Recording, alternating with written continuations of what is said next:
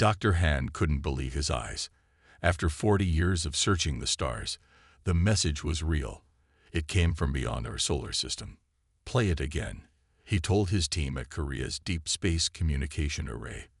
The room fell silent as the strange sounds filled the air. Beeps and clicks in patterns too perfect to be random. It was 2087, and humanity had just received its first message from aliens. Dr. Han was 65 years old, with gray hair and kind eyes behind thick glasses. His fingers moved quickly on the keyboard despite his age. For decades, he had pointed giant dishes at the stars, hoping someone would answer. Now someone had. "It's a language," he said, his voice barely above a whisper. "Give me time. I can decode it." News of the signal spread around the world in minutes. People gathered in streets, looking up at the sky. Some were scared. Most were excited. After all these years of wondering, humanity finally had an answer. We are not alone. Dr. Han worked day and night for a week. He slept on a cot in his office and ate only when his assistant, Ju, brought him food. "I have part of it," he announced to government officials who had gathered at the array. "They call themselves the Narani. They want to meet us at the edge of our solar system, near Pluto." "Is it a trap?" asked a military general. Dr. Han shook his head. "Their message says they come in peace. They are explorers, like us. They want to share knowledge." The world's nations, for once, worked together. They built a ship called the Serenity Asterisk. It was the fastest ship humans had ever made, able to reach Pluto in just 3 months. Captain Kim was chosen to lead the mission. He was tall and strong, with a serious face that rarely smiled. But when he was picked to be the first human to meet aliens, even he couldn't hide his excitement. "We need you on this mission," Captain Kim told Dr. Han during the preparation. "I'm too old for space travel," Dr. Han argued. "You're the only one who understands their language," Captain Kim said. "Without you, we might say the wrong thing. This is too important." Dr. Han looked at the data from the alien signal one more time. Something about it bothered him, but he couldn't say what. Maybe it was just excitement making him nervous. "I'll go," he finally agreed. The crew of the Serenity Asterisk was small but carefully chosen. Besides Captain Kim and Dr. Han, there was Ju, who was the best communications expert on Earth. Engineer Park could fix anything that broke. And 12 others, each an expert in their field. On launch day, millions watched as the Serenity Asterisk rose into the sky on pillars of fire. People cheered and cried and prayed. Humanity's representatives were heading to the stars. Life on the ship settled into a routine during the 3-month journey. Captain Kim ran daily drills to keep everyone sharp. Dr. Han continued studying the Narani language, teaching the basics to the crew. "Their speech has layers," he explained during one lesson. "The same word can mean different things depending on tone." Ju, young and bright with quick eyes that missed nothing, asked, "What if we misunderstood their message? What if they're not friendly?" Captain Kim answered before Dr. Han could. "That's why we have weapons on board. We come in peace, but we're not foolish." As they passed the orbit of Neptune, the ship's sensors detected something massive ahead. "It's them," whispered Dr. Han, looking at the screen. "The Narani have arrived." The alien ship was beautiful and strange. It looked like a giant crystal floating in space, reflecting the distant sunlight in colors humans had no names for. Captain Kim called the crew together. "Remember your training. Be respectful but careful. We represent all of humanity today."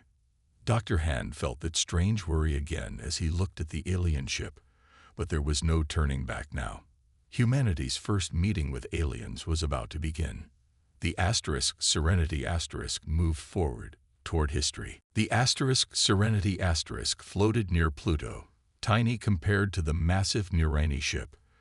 Captain Kim stood at the front window, looking at the crystal-like alien vessel that sparkled even in the dim light this far from the sun. "They're sending a message," Ju said from her station. Her fingers moved quickly across her screen. They want us to dock with their ship. Dr. Han frowned. The message is different from what they sent to Earth. The structure has changed. Is it still safe? Captain Kim asked. Dr. Han nodded slowly. Yes, but we should be careful. The Serenity moved closer to the giant alien ship. A door opened on the side of the crystal vessel, revealing a bright light inside. They're giving us docking instructions, said Park, the engineer. Their technology is amazing. Our computers can barely understand it. Captain Kim gathered the team that would meet the aliens. Himself, Dr. Han, Ju, and 2 security officers. Remember, we represent all humans. Be polite but stay alert. They entered the Nurani ship through a long tunnel that connected the 2 vessels. The walls glowed with soft blue light. The air smelled like nothing on Earth, clean but strange. Their atmosphere is safe for us to breathe, Dr. Han said, checking the small device. At least for now. They reached a large round room where 3 tall figures waited. The Nurani were beautiful and terrifying at the same time. Their bodies were partly see-through, like living crystals. Light moved inside them in patterns. They stood nearly 8 feet tall on 4 leg-like limbs.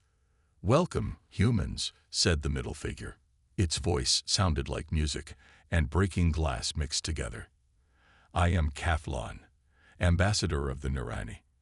Dr. Han stepped forward. "We thank you for this meeting.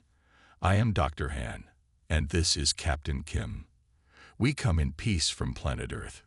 Kaflon's body flashed with colors. "We have studied your world from afar. We wish to learn more." The meeting continued for hours. The Nurani showed the humans rooms filled with strange technology.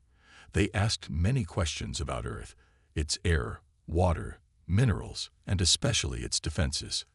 "Why do you need to know about our weapons?" Captain Kim asked when Kaflon questioned him about Earth's military. "To understand a people, we must understand how they protect themselves." Kaflon answered smoothly. Colors rippled through its crystal body. "Do you not wish to learn about us as well?" Back on the Serenity that night, the team discussed the meeting. "They're hiding something," Ju said. She was the youngest crew member at 26, but Captain Kim valued her sharp mind. "When I listened to their language, some words didn't match their actions." Dr. Han nodded. "I noticed too. The way they speak about Earth sounds possessive." "Maybe that's just how their language works," said Park. "We can't judge aliens by human standards." Captain Kim looked out the window at the giant crystal ship. "We'll continue talks tomorrow, but double-check all information before sharing it. And Park, make sure our engines are ready if we need to leave quickly." Later that night, Ju couldn't sleep. She went to the ship's communication room and began studying the Nurani language patterns again. Something was bothering her about the way they spoke. She played back recordings from their meeting. Then she compared them with the original message sent to Earth. The differences were small but important. Ju rushed to find Dr. Han, waking him from sleep. "Look at this," she said, showing him her screen. The first message said they wanted to meet us, but the actual word they used means evaluate or inspect. They weren't inviting us to a friendly meeting. Dr. Han's face grew pale as he studied her work. "You're right. And there's more." He typed quickly, checking other words. "This is not good." "Should we tell Captain Kim now?" Ju asked. Dr. Han looked at the time. 3:30 a.m. ship time. "Let him sleep for now. We need more proof before we make accusations. But tomorrow, we must be even more careful around the Nurani." Outside their ship, the crystal vessel glowed in the darkness of deep space, beautiful and mysterious, and possibly dangerous. Morning came on the Serenity though in deep space it was hard to tell day from night. Captain Kim called a meeting in the ship's small control room before they returned to the Nurani vessel. "Dr. Han and Ju have concerns," he told the team. "Share what you found." Ju stood up. Her face was tired from working all night. "I checked the Nurani messages again. They changed words between their first contact, and now they're being tricky with their language. Dr. Han nodded. The word they used for meet actually means inspect or evaluate, like they're checking us out, not making friends. That's not proof of bad intentions, Park said. Maybe it's just how they talk. There's more, Captain Kim said. Tell them what you found this morning, Park. The engineer looked worried now. I checked our ship's systems. The Nirani scanners have been looking at more than just our ship. They sent signals toward Earth, deep scans of our planet. The room went quiet. This was not good news. Why would peaceful visitors need to scan Earth so completely? Captain Kim asked. No one had an answer. They went back to the Nirani ship with fake smiles and real worries. Kathlon met them in the crystal room, its body glowing with bright colors.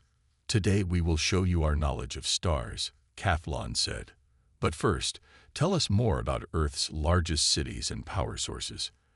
Dr. Han gave carefully chosen answers while Ju listened closely to the Nirani's words. During a break, Captain Kim pulled Dr. Han aside. Have you finished studying the original message yet? Almost, Dr. Han whispered. There are layers we missed before. Parts we thought were just noise might be actual words. Back on the Serenity that evening, Dr. Han called Captain Kim to his small workroom. The old scientist's hands shook as he pointed to his screen. I was wrong, he said softly. The full message wasn't friendly at all. Look here. He pointed to a section of strange symbols. This part talks about suitable worlds and claiming rights, and this part mentions Earth specifically as a target for acquisition. Captain Kim's face turned hard. They're not here to make friends. They're scouting us for something else.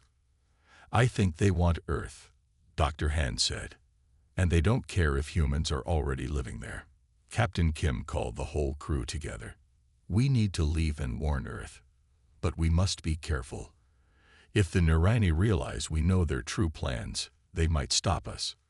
We should act normal tomorrow, Ju suggested. Pretend we still trust them while we prepare to leave. That night, Ju couldn't sleep again. She went to check the communication systems and heard strange sounds. Voices speaking the Nirani language were coming through the ship's walls. She grabbed a translator device and held it near the sound. The words made her blood run cold. Human defenses primitive, easy to overcome, containment protocol for Earth specimens. Ju ran to wake Captain Kim. They're talking about attacking Earth, she said, out of breath. I heard them through the ship's walls. They called us specimens and talked about containment. Captain Kim dressed quickly. Wake everyone. Quietly. We're leaving now. The crew worked in silence, preparing the Serenity for emergency departure. Park disabled the docking clamps connecting them to the Nirani ship. Dr. Han downloaded all the information they had gathered. What if they try to stop us? Ju asked. Captain Kim looked grim. Then we fight. But hopefully we'll be gone before they realize what we're doing. As they worked, a new message came from the Nirani ship. We invite all humans to a special ceremony tomorrow. Attendance is required. Captain Kim looked at his crew. It's now or never. They might be planning to keep us here permanently. He sat in the captain's chair and gave the order that would change everything. Start engines. We're going home to warn Earth. The Serenity's engines hummed to life. The small human ship began to pull away from the massive crystal vessel of the Nirani. We're free, Park said from the engine control station. Starting main thrust in 10 seconds. Captain Kim gripped his chair tightly. Everyone hold on. Once we start moving, they'll know we're leaving. The seconds ticked by slowly. Then Park pushed the engine controls forward. The Serenity shot away from the Nirani ship, racing toward the distant sun and Earth beyond. For a few moments, nothing happened. The crew held their breath. Maybe they didn't notice, Ju whispered. Then the alarm started. They're powering up something big, Park shouted, looking at his screens. Energy readings are off the charts. The Serenity shook violently. Outside, a beam of bright purple light had grabbed the ship, stopping it in space. "Tractor beam," Dr. Hand said. "They're pulling us back." Captain Kim turned to Park. "Can you break free?" The engineer's fingers flew across his controls. "I'm trying a trick. If I pulse our engines in a special pattern, it might confuse their beam." The ship shuddered again. Metal groaned as the Nurani beam pulled one way and the Serenity's engines fought to go another. "It's working," Park shouted. "Their beam is weakening." With a final violent shake, the Serenity broke free. The sudden release sent it tumbling forward. "Full power now," Captain Kim ordered. The engines roared louder than ever before. The Serenity shot away from the Nurani ship, faster than it was designed to go. But the Nurani weren't giving up. The crystal ship turned, following them. New beams of light shot from its surface. Not tractor beams this time, but weapons. "Evasive maneuvers," Captain Kim called. The Serenity twisted and turned, but it wasn't built for fighting. One beam hit the back of the ship, rocking it hard. "Damage report," Captain Kim demanded. Park looked at his screens with worry. "Engine 2 is damaged. Communication array is down. We can't send messages to Earth." Captain Kim's face was grim. "Keep going. Maximum speed on the remaining engines." For hours they raced through space with the Nurani ship following. The humans were scared but determined. They had to warn Earth. Finally, the crystal ship fell behind. Maybe the Nurani didn't want to go too far from their meeting place, or maybe they had other plans. "We're safe for now," Captain Kim told his crew. "But we're damaged. We can't contact Earth directly." "The Mars colony has communication equipment," Dr. Hand suggested. "We could stop there and send a warning." Captain Kim nodded. "New course. Set for Mars." As the Serenity limped toward Mars, Dr. Hand worked in his small room. He was studying all the Nurani information they had managed to download before escaping. Ju found him there, surrounded by screens filled with alien symbols. "Any progress?" she asked. Dr. Hand looked tired but determined. "Yes, I've translated more of their plans. It's worse than we thought." He showed her a screen with pictures of different planets. Each one had strange crystal structures built on it. "These are other worlds they've taken," Dr. Han explained. "The Nurani believe all habitable planets belong to them by right. They take them, change them, make them like their home world." "What about the people already living there?" Ju asked. Dr. Han's face darkened. "They don't care. To them, we're just in the way." Ju sat down, shocked. "So Earth is next. They want to take our home." "Yes," Dr. Han said quietly. "And I think they've been planning this for a long time. That's why they studied us so carefully." Outside the ship's windows, Mars grew larger as they approached. The red planet was their only hope now. The only way to warn Earth about what was coming. Captain Kim joined them, his face showing the strain of recent events. "How long until we reach Mars?" 2 days, Ju answered. "Let's hope that's fast enough," Captain Kim said, looking toward the distant blue dot that was Earth. "I fear the Nurani might have more ships already on their way there." After 2 days of tense travel, the Serenity reached Mars. The red planet looked peaceful against the black space. Small human bases dotted its surface, lights glowing in the darkness. "Try to contact the main Mars base," Captain Kim ordered. Ju worked at her station, trying to make their damaged communication system work. "I'm getting something." "Wait." Her face suddenly went pale. "Captain, you need to hear this." She turned up the sound. A scared voice came through the speakers. "This is Mars Base 1. Earth is under attack. Repeat, Earth is under attack. Unknown alien ships appeared 12 hours ago. They've hit major cities. Earth defenses are failing. We've lost contact with most areas. If anyone can hear this, please help." The message repeated over and over. The crew of the Serenity stood in shocked silence. "We're too late," Dr. Han whispered. Captain Kim's hands gripped the edge of his chair so hard his knuckles turned white. "Can we see Earth from here?" Park adjusted the ship's telescopes, pointing them toward the distant blue planet.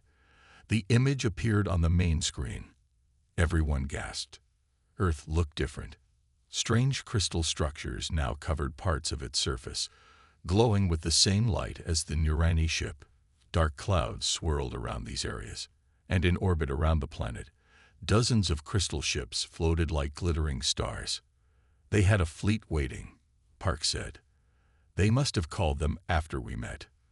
Or they were always coming," Ju added. "They just wanted information from us first." Captain Kim stood tall, his face hard with anger and determination.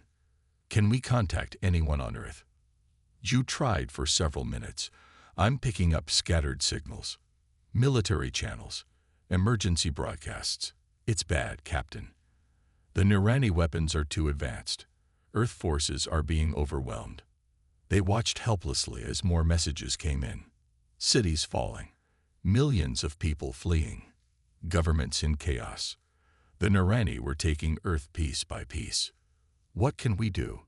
Ju asked, tears in her eyes. "We're just one small ship."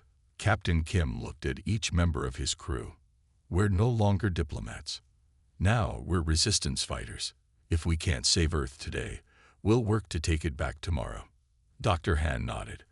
"I've been studying the Nurani technology from the data we took. I think I understand some of it now. Maybe we can use that knowledge against them." "First, we need to get back to Earth without being detected," Captain Kim said. "Park, can you modify our engines to hide from Nurani sensors?" The engineer thought for a moment. "Maybe. Their scanners use crystal technology. If we change our engine frequency to the right pattern, we might look like space debris to them." "Do it," Captain Kim ordered. "Use whatever you need." For the next week, the crew worked to transform the Serenity. They watched more reports from Earth as they worked. Things were getting worse. The Nurani were setting up bases. They were taking humans as workers. Anyone who fought back was crushed. "They're changing Earth's atmosphere," Dr. Han said one day, looking at new data, adding chemicals, changing the temperature, making it more like their world. "And less like ours," Ju said quietly. Finally, Park announced the ship was ready. "I've modified the engines. I've also added special shields using what Dr. Han learned about Nurani technology. We should be invisible to them." Captain Kim gathered everyone together. "Our mission has changed. We're no longer messengers. We're now the resistance. We'll return to Earth, find other survivors, and fight back. It won't be easy. It might take years. But we will not let them take our home." The crew nodded, faces serious but determined. "Set course for Earth," Captain Kim ordered. "Engage stealth systems." The Serenity turned toward the distant blue planet, now partly covered in alien crystal. As they moved closer, they could see the destruction more clearly. Major cities in ruins, forests burning. Nurani structures growing like terrible flowers across the land. "They'll pay for this," Captain Kim promised. "Somehow, we'll make them pay." 6 months passed. The Serenity flew through Earth's atmosphere at night, hidden by Park's special shields. The ship moved silently over what used to be South Korea. Below, the land was changed. Giant crystal towers rose from the ground. Strange lights pulsed inside them. "Take us down there." Captain Kim pointed to a dark area between mountains. No Nurani structures nearby. The ship landed softly in a forest. The trees had lost most of their leaves. Though it was summer, the air smelled different, sharp and metallic. "Masks on," Dr. Han warned. "The air is safe to breathe, but not for long periods. The Nurani are changing it." The crew stepped outside for the first time in months. They looked up at the night sky. Crystal ships moved across the stars like cold, shining fish. "We need to find other humans," Captain Kim said. "If anyone's fighting back, they'll be hiding." They walked for hours through the quiet forest. Once they had to hide as a Nurani patrol passed overhead, a floating crystal platform carrying two of the tall aliens. Near morning, they found signs of humans, a hidden path marked with small symbols cut into trees. "These are military signs," Captain Kim said. "Someone organized is out here." They followed the path until they reached a cliff face. It looked solid, but when Captain Kim pressed on a certain rock, a hidden door opened. Bright lights blinded them. Human voices shouted, "Don't move. Hands up." "We're human," Captain Kim said calmly. "From the ship Serenity *. We met the Nurani 6 months ago." The lights lowered. A woman in a torn military uniform stepped forward. "I'm Colonel Lee. We thought the Serenity * was destroyed." She looked at them closely. "How do we know you're not working for them?" Dr. Han stepped forward. "The Nurani can't copy humans perfectly. Check our blood if you need to." After tests proved they were human, Colonel Lee took them deep underground. The tunnel opened into a large cave. Hundreds of people lived here: soldiers, families, children. They had computers, weapons, and supplies. "This is one of 20 resistance bases around the world," Colonel Lee explained. "We've been fighting since the first day." "How bad is it?" Captain Kim asked. Colonel Lee's face darkened. "Bad. The Nurani control most major cities. They've built processing centers where they extract Earth's minerals. They use humans as workers. Anyone who fights is killed or taken to special facilities." "But you're fighting back," Ju said. "Yes, we hit their patrols, free workers when we can, but their technology is too advanced. We're losing slowly." That night, the crew shared everything they knew about the Nurani. Dr. Han showed the resistance leaders his research on their technology. "Their bodies are partly crystal, partly organic," he explained. "They need specific minerals to survive. That's why they take planets like ours." Colonel Lee nodded. "They're stripping the land in some areas down to the bedrock." The next day, Ju was helping sort medical supplies when she saw a familiar face among the refugees. "Son," she called out, hardly believing her eyes. A young woman turned. Her face was thin and tired, but it was Ju's younger sister. They ran to each other, hugging tightly. "I thought you were dead," Ju cried. "How did you survive?" Son's eyes were hard, older than her years. "I was working at the Seoul Research Center when they came. They kept some scientists alive to work for them." "You helped them?" Ju asked, pulling back. "I pretended to," Son said, "but I was gathering information. I escaped last month." She lowered her voice. "I know things about them, sister. Important things." Captain Kim and Dr. Han joined them. "What kind of things?" Captain Kim asked. "Their weaknesses," Son whispered. "I know how to hurt them." In another part of the base, Park was working with resistance engineers, studying pieces of Nurani technology they had captured. "If we understand how it works," he told them, "we can use it against them." For the first time since returning to Earth, Captain Kim felt something new: hope. They had knowledge. They had determination. And now, they might have a way to fight back. "Tomorrow," he told his crew, "we start planning our first strike." "This is the plan," Captain Kim said, pointing to a map on the table. Around him stood Colonel Lee, Dr. Han, Ju, Park, Son, and the top resistance fighters. "We need to get inside the main Nurani control center in Seoul." The map showed a massive crystal building in the center of what used to be Seoul. Now it was a Nurani stronghold. "Why that building?" Colonel Lee asked. "It's their most guarded place." Son stepped forward. "Because that's where they keep their main communication crystal. If we can study it, we might find a way to disrupt all their systems at once." Captain Kim nodded. "A small team goes in. We get what we need and get out. I've modified these, Park said, showing small devices. They'll hide your body heat from Urani sensors, but only for 2 hours. After that, they'll detect you. The team was chosen: Captain Kim, Ju, Sun, and 2 resistance fighters named Rak and Duna. They would enter through old subway tunnels that ran under the building. That night, they moved through the dark tunnels. Water dripped from the ceiling. The air grew colder as they got closer to the Nurani building. Their technology makes everything around them colder, Sun whispered. It's how they prefer it. They reached a wall where the tunnel had collapsed. Park's maps showed they needed to go through it to reach the building. We'll have to dig, Captain Kim said, quietly. For an hour, they carefully moved rocks and dirt. Finally, they made a hole big enough to crawl through. On the other side was a service tunnel that led up into the building. Activate your shields now, Captain Kim ordered. Each person pressed their device. A slight humming sound surrounded them.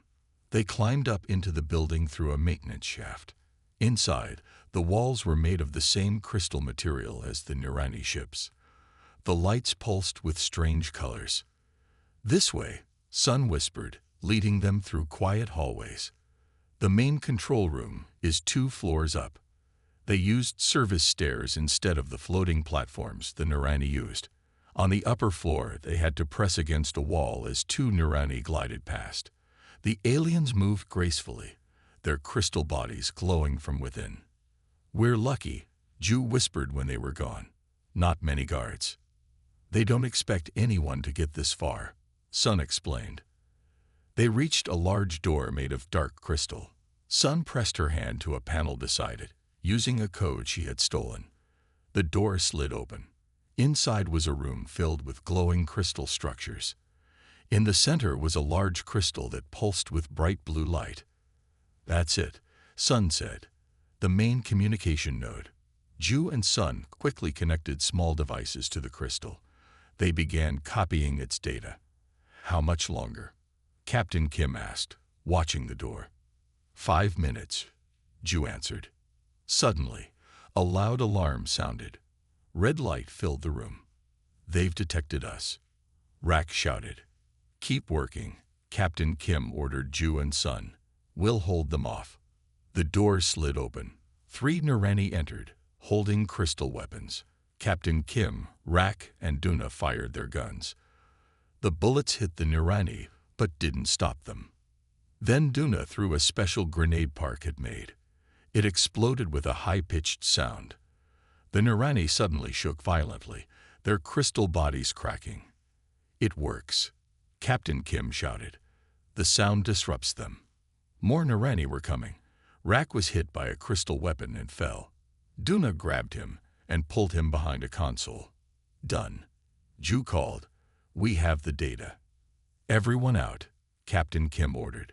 Use the emergency exit Sun showed us. They ran through a side door and down another service tunnel.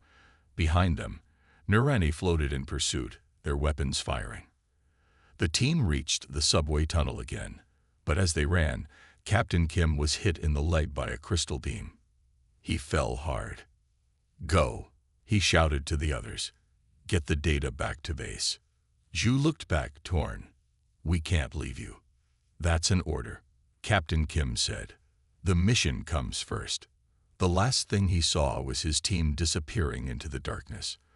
Then the Nurani surrounded him, their cold crystal bodies glowing in the dark tunnel. Captain Kim's world went black. Captain Kim woke up in a strange room. The walls were made of clear crystal. He was floating a few inches above a flat surface. His wounded leg didn't hurt anymore. A door slid open. A Nurani floated in. This one was larger than others he had seen. Its crystal body had more colors moving inside it. Human captain, the Nurani said. Its voice sounded like wind through broken glass. I am Ethnel, Supreme Commander of the Nurani forces. Captain Kim said nothing. He stared at the alien with cold eyes. Your kind interests me, Ethnel continued. Such primitive beings, yet you resist what cannot be stopped. We'll never stop fighting, Captain Kim said. This is our home. Ethnel's body flashed with colors that might have been laughter. Your home. No, this is now a Nurani world, just like the 12 others before it. Back at the resistance base, the team returned without Captain Kim. Everyone was sad, but they had to focus on the data they had stolen. Dr. Han, Ju, Sun, and Park worked day and night to understand the Nurani information. It was complex, written in the strange language of the crystal beings. I think I found something, Dr. Han said on the third day. His tired eyes were wide with excitement.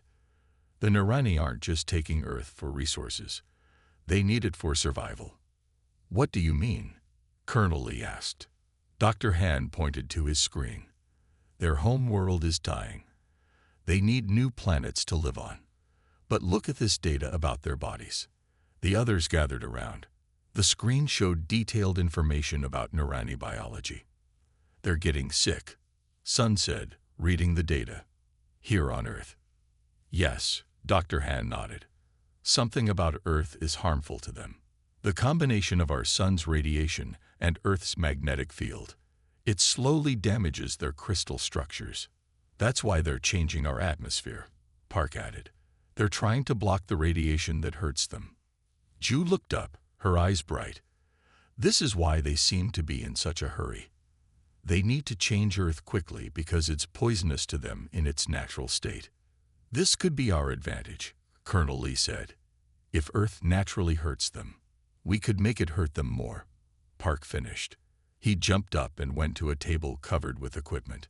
We could build devices to amplify the radiation and magnetic fields that harm them. Using their own technology, Sun added. The parts we've salvaged from their machines. Can you do it? Colonel Lee asked. Dr. Han looked at Park. Both nodded. Yes, Dr. Han said. But we'll need access to more Nurani technology. And we'll need to place devices around the world to create a strong enough effect. That means coordinating with other resistance groups, Colonel Lee said. I'll contact them on our secure channel. At the Nurani Command Center, Captain Kim was taken from his cell to a large room. Here, Ethnal showed him images of other worlds the Nurani had conquered. See how we improved these planets, Ethnal said. We made them perfect. The images showed worlds covered in crystal structures. No trees, no oceans, no animals, just endless crystal cities under strange skies. You destroyed them, Captain Kim said. We perfected them, Ethnal corrected, just as we will perfect Earth. Why do you do this? Captain Kim asked. Why take other worlds? Ethnal's colors shifted to deeper blues. Because it is our right. We are the superior species. We deserve to expand and survive. Captain Kim noticed something strange. Ethnal's crystal body had small cracks in it. As they talked, the cracks seemed to grow slightly. You're dying, Captain Kim said suddenly. Earth is killing you. Ethnal moved back quickly. Nonsense. We are adapting this world to our needs. But not fast enough, Captain Kim realized. That's why you're rushing. That's why you're making mistakes. For the first time, he felt real hope. Earth itself was fighting back against the invaders. And if his friends understood this too, they might find a way to use it. He needed to escape. Somehow, he had to get back to the resistance and share what he had learned. Earth had a natural defense against the Nurani. They just needed to make it stronger. 2 weeks passed. Around the world, resistance groups worked together. They built special devices designed by Dr. Han and Park. Each device could amplify Earth's natural radiation and magnetic field, the things that hurt the Nurani. All teams are ready, Colonel Lee told the group. 24 locations around the globe. We activate all devices at the same time. What about Captain Kim? Ju asked. She hadn't given up hope of rescuing him. We have a plan for that too, Colonel Lee said. When the devices activate, the Nurani will be weakened. That's when a team will enter their command center to free him. Ju, Sun, and Park volunteered for the rescue mission. Meanwhile, Captain Kim was planning his own escape. He had noticed the Nurani guards were getting weaker. The cracks in their bodies were growing. They moved more slowly. "Your time on Earth is limited," he told Ethnel during another questioning. "You can't change this planet fast enough to save yourselves." Ethnel's colors flashed angrily. "We have changed many worlds. Earth will be no different." "Earth is different," Captain Kim said, "and we will never stop fighting for it." The day of the global attack arrived. At resistance bases around the world, humans prepared the devices. Dr. Han watched the clock carefully. "Activate in 10 seconds, he said over the radio. 9, 8. At exactly the same moment, all 24 devices turned on. They sent invisible waves through the air, strengthening the natural elements that harmed the Nurani. In cities around the world, the Nurani suddenly stopped moving. Their crystal bodies began to crack more visibly. The giant crystal towers they had built flickered and dimmed. "It's working," Dr. Han shouted, looking at his readings. "Their structures are weakening." The rescue team moved quickly toward the Nurani command center. The alien guards were slow to respond, their bodies already damaged by the amplified radiation. Inside his cell, Captain Kim felt the change. The crystal walls around him dimmed. The force field holding him flickered and died. He was free. He ran into the hallway. Nurani were moving in confusion, their bodies showing large cracks. Some were falling apart completely, breaking into pieces. "Captain Kim," a voice called. He turned to see Ju, Sun, and Park running toward him. "The plan worked," Park told him as they ran toward the exit. "We're amplifying what naturally hurts them." They fought their way out of the building. Outside, the sky looked different. The dark clouds the Nurani had created were breaking apart. Sunlight shone through, bright and strong. Across the city, Nurani crystal structures were crumbling. The invaders themselves moved slowly, their bodies breaking down. The team made it back to the resistance base. There, they watched on screens as similar scenes played out around the world. The Nurani were retreating, rushing back to their ships. "They're leaving," Colonel Lee said, her voice full of wonder. "We're winning." Captain Kim led a final mission, to confront Ethnel before the Supreme Commander could escape. They found him in the command center, trying to reach his ship. Ethnel's once beautiful crystal body was now covered in cracks. Parts were breaking off. "This is impossible," Ethnel said when he saw Captain Kim. "How could primitive beings like you defeat our superior technology?" Captain Kim stood tall, facing the alien who had caused so much suffering. Around him stood Ju, Park, Dr. Han, and Colonel Lee, humans united against the invader. "You ate Kiki Darhome," Captain Kim said, his voice strong and clear.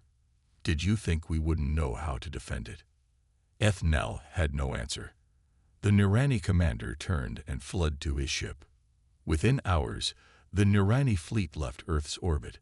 The invasion was over. 6 months later, Earth was healing. The crystal structures had been torn down. The atmosphere was clearing.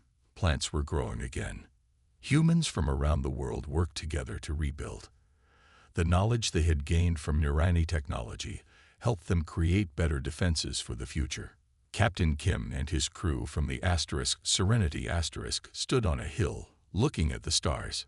"They might come back someday," Dr. Han said, "or others like them."